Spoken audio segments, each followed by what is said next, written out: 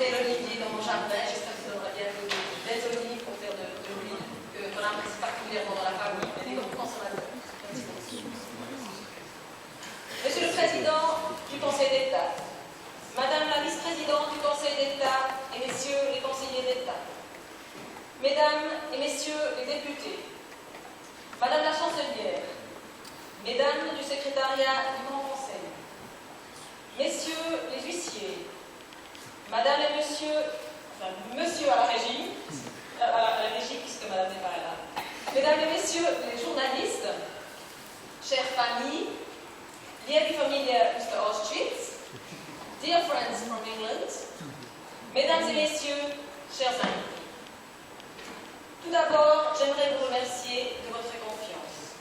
Vous me laissez accéder au perchoir, à la présidence de ce grand conseil. Il est vrai que dans notre République, les élections à ce poste se font de manière tacite, en respectant le turnus et sans grand suspense. Il n'en est pas de même dans tous les cantons. Un récent exemple au bout du lac Léman en est la preuve. La sérénité de ces élections reflète bien le consensus neuchâtelois. Depuis que j'ai le plaisir d'être membre de ce Parlement, c'est-à-dire depuis exactement 10 ans, j'ai pu expérimenter ce consensus. J'apprécie cette manière de travailler et constate que depuis la nouvelle législature, les débats au sein de cette Assemblée étaient parfois vifs et tranchés, mais toujours empreints de respect, voire d'humour. Chez nous, pas de danger que les députés se lancent des verres d'eau à la figure. Les boissons sont interdites dans la salle. À mon avis, la personnalité du président ou de la présidente est primordiale. Son humeur, sa disposition déteignent sur le Parlement imperceptiblement. Et j'essayerai de faire de mon mieux. Mais je compte aussi sur votre indulgence. Ces erreurs étant certainement inévitables, surtout au début. Me voici donc présidente du Grand Conseil de Château. Si une diseuse de Bonaventure m'avait prédit cela il y a 20 ans, je ne l'aurais jamais cru. Je ne l'aurais même pas cru qu'un jour je ferais de la politique. Mais je vous en dirai plus à ce sujet lors de la cérémonie de tout à l'heure à venir, et comptez pour ceux qui n'y seront pas. Je tiens à remercier de tout cœur ma famille, mon mari Didier et mes 2 enfants, Sarah et Sacha, qui ont dû s'accommoder de mes nombreuses absences dues à la politique. J'ai toujours pu compter sur leur soutien moral et les discussions animées autour de la table familiale m'ont toujours apporté et m'apportent toujours beaucoup. Ich danke an meine Mami und meine Schwester und Schwager, dass sie richtig damit motiviert und auf Neuburg gereist sind. Lors de la prochaine année de législature auront lieu les élections fédérales et communales. Cela générera sans doute plus de propositions du député, des candidats et partis souhaitant se profiler, et ainsi plus de travail pour notre Parlement. Les thèmes qui nous occuperont cette année sont nombreux et pas toujours prévisibles. Nous continuerons sans doute de parler beaucoup de politique sanitaire et de cohésion cantonale, puisque ces 2 thèmes sont intimement liés. Au sujet de la cohésion cantonale, la problématique ne date pas d'hier. Déjà en 2010, les Verts avaient proposé la tenue d'états généraux de la cohésion cantonale.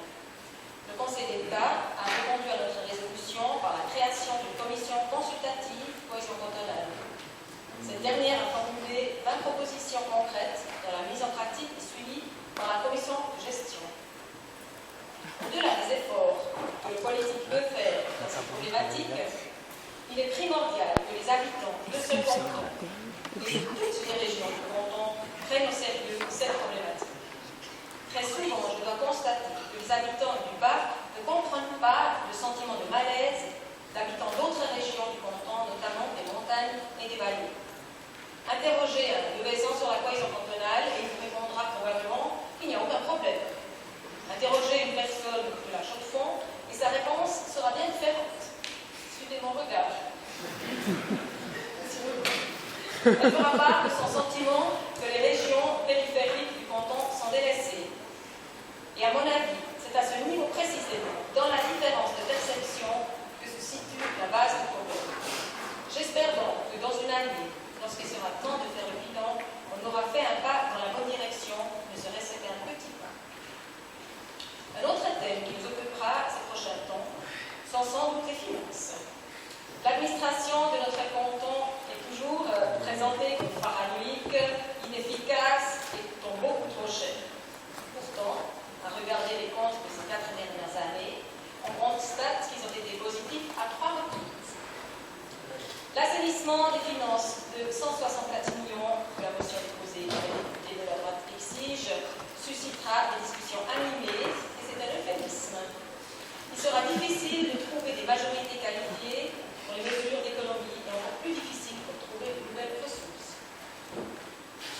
aurons aussi l'occasion de vous prononcer sur un nouvel hôtel judiciaire, une loge, à construire à la Chaux-de-Fonds, et autres gros dossiers de réforme des institutions qui prévoient une circonscription publique et une baisse du nombre de députés.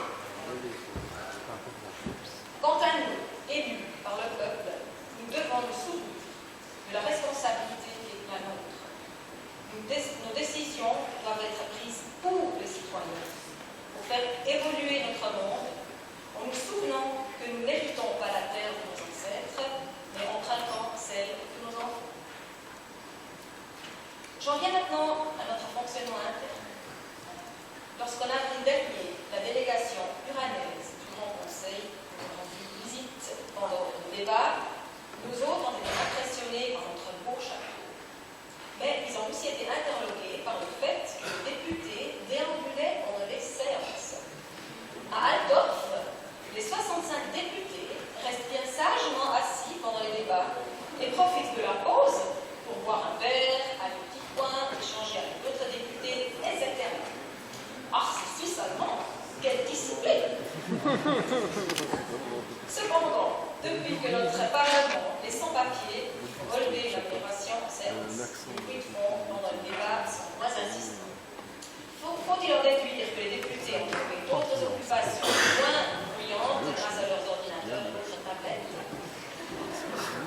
Pour commencer alors, après la pause, avec la salle pleine, est un défi pour chaque président ou présidente. Je me suis amusée à faire un petit calcul de ce que cela coûte en jetons de présence que de dépasser la pause de 10 minutes le mercredi matin. Cela correspond environ à 1100 francs. Voilà peut-être un argument qui convaincra les députés attachés aux économies d'être à l'heure. J'en viens maintenant à notre ex-président. Cher Éric, cher désormais ancien président, tu as mené les débats avec compétence, calme, humour et rigueur. Tu as fait un sans faute. Lors de ton année de présidence, tu t'es littéralement épanoui, et je ne suis pas la seule à avoir fait cette constatation. Tu as pris un réel plaisir à ta fonction. Tout au long de cette année, tu as pu laisser libre cours à ta fibre humaniste et tu as su mettre à profit ta facilité à nouer le contact avec les gens d'ici et d'ailleurs. Tu n'aimais pas faire usage de la clochette, elle doit être neuve la tienne, ni de la sonnette en fin de pause, même lorsqu'il y avait que 28 députés dans la salle. Tu n'aimais pas non plus couper la parole, même lorsqu'un jeune député, quelque peu bavard, s'éloignait du sujet.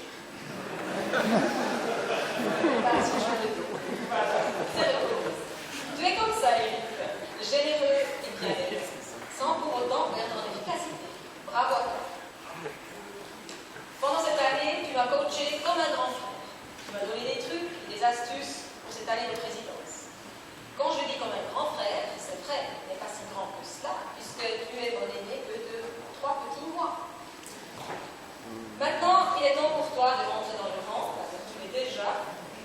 Tu vas pouvoir retrouver une vie plus calme, passer plus de temps en famille, aller au théâtre, profiter du week-end, tu sais, les samedis et dimanches, quand on peut se reposer.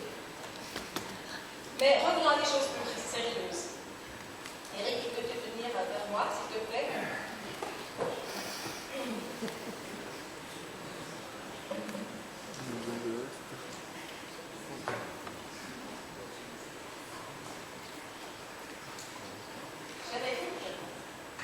J'ai l'honneur et le privilège, Monsieur le Président, de te remettre au nom du Grand Conseil du peuple neuchâtelois la médaille du mérite décernée par la République des cantons de Neuchâtel. Cette médaille est décernée en signe de reconnaissance et de dévouement au service de ces institutions.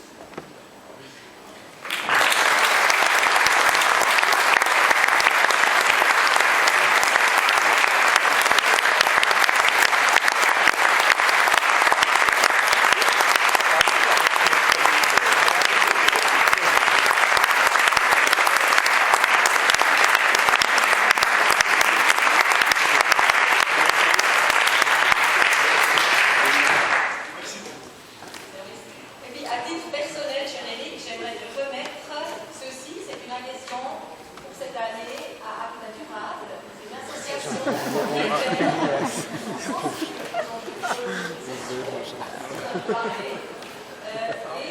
Pour laquelle on parle, voilà, mon cadeau à travers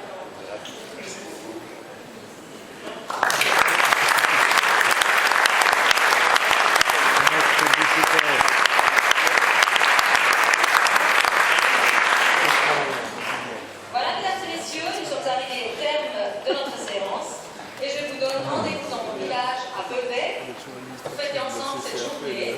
Un service de bus est prévu avec un départ à 16h30 devant la banque cantonale à la place publique et je me